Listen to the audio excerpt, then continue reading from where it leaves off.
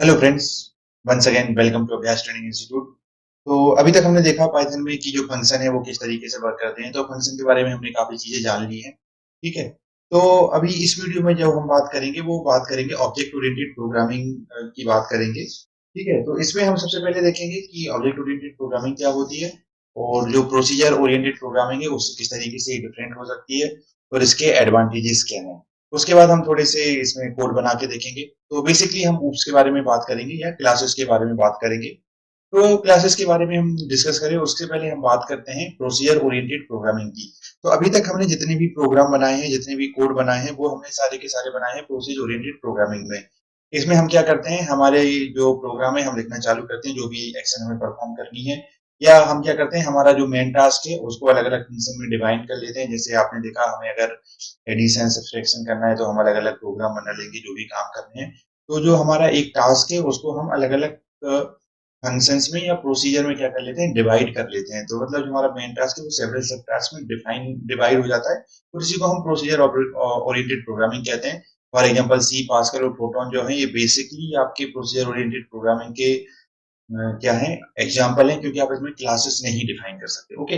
और जो इसमें क्या करते हैं, फॉर ईच न्यू टास्क हम न्यू फंक्शन को क्या करते हैं, ऐड करते हैं। तो जो हमारे पुरानी फंक्शनलिटी है उसको हम बार बार यूज नहीं कर सकते। तो इसके कारण क्या होता है, another task another set of functions, no usability of already existing code. तो हर बार हमें अगर नया टास्क करना है, नया फंक्शन, उसके लिए क्या करना होता है, यहाँ पे बनाना पड़ता है।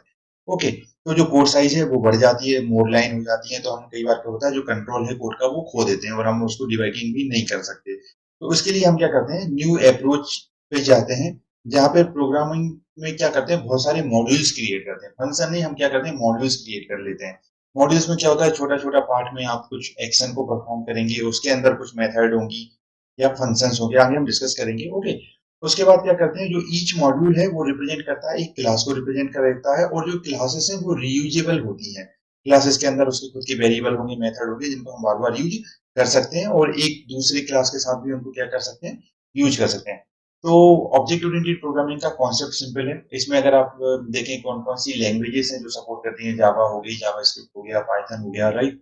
अब जो जावा है वो टोटली ऑब्जेक्ट ओरिएंटेड प्रोग्रामिंग है, जिसमें आप प्रोसीजर प्रोग्रामिंग नहीं कर सकते। पर पाइथन में हम वो दोनों चीजें कर सकते हैं, प्रोसीजर भी कर सकते हैं और ऑब्जेक्ट ओरिएंटेड प्रोग्रामिंग भी कर सकते हैं। ठीक है। जो क्लासेस है वो मॉड्यूल है विच itself contain data and the method, as I already told you। तो जो क्लासेस हैं उनमें हमारे पास क्या, डेटा भी रहेगा और मेथड भी रहेगा, राइट। और जो हर एक क्लास है वो क्या करेगी, कुछ न, काम को परफॉर्म करेगी। मतलब बेसिकली अगर हम यहाँ पे याद देखें, हमारे पास एक क्लास है विथ मेन मेथड है। उसके बाद हम क्या करेंगे, अगर हमारे पास बहुत सारे टास्क है तो हम एक और क्लास बनाएंगे, जो हमारा पहला सब टास्क हो जाएगा, एक और दूसरी क्लास बनाएंगे तो हमारा दूसरा सब टास्क हो जाएगा, और एक तीसरा बनाएंगे। ये भी, और ये जो है सारे रियूजेबल है and they will be interconnect linked with each other. Okay. तो each class can perform several sub task in interrelated task for which several method are written in a class. तो एक क्लास के अंदर बहुत सारी method हो सकते हैं। ठीक है। तो जो जितना भी कॉन्सेप्ट है ऊप्स का, वो है ऑब्जेक्ट के अराउंड ही घूमता है। तो ऑब्जेक्ट क्या होते हैं, ऑब्जेक्ट रियल वर्ल्ड की कोई भी एंटिटी हो सकती है। उस एंटिटी को हम प्रोग्रामिंग में किस तरीके से रिप्रेजेंट करेंगे, उसकी जो प्रॉपर्टीज है, प्रॉपर्टीज को ये एट्रीब्यूट कहते हैं, और उनका जो बिहेवियर है या जो उनका फंक्शन या मेथड है। तो जो ऑब्जेक्ट ओरिएंटेड प्रोग्रामिंग में दो ही चीजें जरूरी है। पहला हो गया आपका जो ऑब्जेक्ट है, ऑब्जेक्ट के अराउंड ही सारी चीजें रहेंगी। मतलब आपका जो मेन है वो ऑब्जेक्ट ही है, ऑब्जेक्ट कुछ काम करेगा, राइट है, उसकी कुछ प्रॉपर्टीज होंगी, वही हम रिप्रेजेंट करने वाले हैं।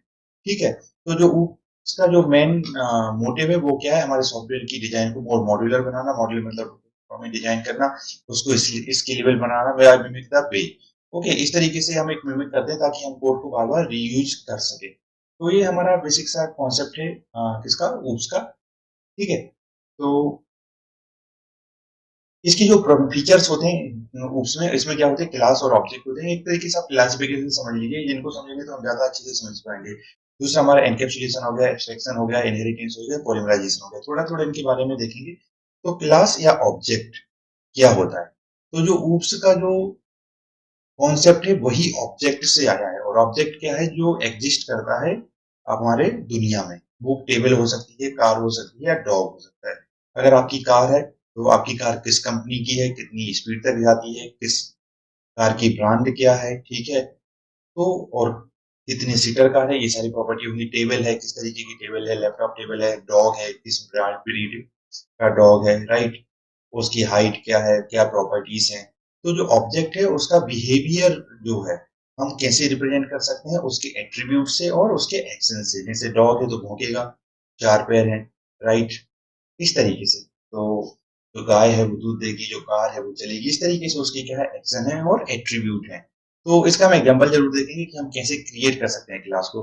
पर सबसे पहले हम क्या देखते हैं कि अ, जो कुछ ऑब्जेक्ट हैं, मतलब दुनिया में जो भी चीजें हैं, ठीक है, उनकी क्या हो सकती है, सेम प्रॉपर्टी हो सकती है। जैसे मैंने एक एग्जांपल दिया, एक डॉग है, एक कैट है, उन दोनों में सेम प्रॉपर्टी क्या है, उन दोनों के फोर लेग हैं, राइट? दोनों एनिमल हैं।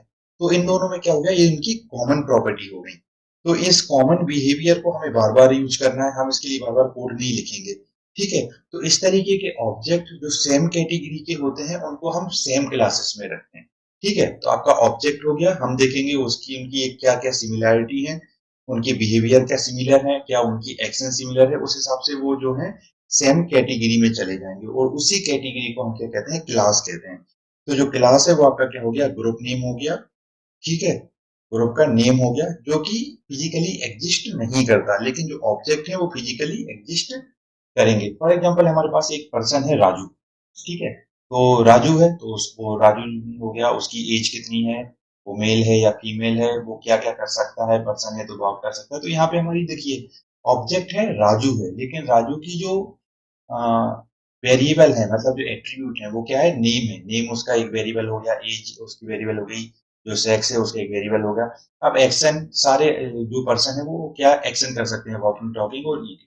तो इन सारी चीजों को हम बार बार यूज करेंगे, लेकिन जब हमने उसको डिफाइन कर दिया राजू, तो वो एक हमारा सिंगल ऑब्जेक्ट हो गया। इस सेम क्लास को, जो सेम पर्सन क्लास है, इसको हम बार बार यूज कर सकते हैं अलग अलग ऑब्जेक्ट को रिप्रेजेंट करने के लिए, ठीक है? तो उनकी अलग अलग एक्शन हो सकती हैं, कोई नहीं खाता होगा, कोई खाता होगा, कोई नहीं बोलता होगा। तो इस तरीके से अलग अलग एक्शंस को हम क्या कर सकते हैं, रिप्रेजेंट कर सकते हैं क्लासेस के थ्रू। अभी हम देखेंगे कैसे क्रिएट कर सकते हैं क्लासेस को पाइथन में, ठीक है? या एक काम करते हैं, पहले देख ही लेते हैं कि किस तरीके से जो क्लासेस हैं उनको हम क्रिएट कर सकते हैं, और क्लासेस को और ऑब्जेक्ट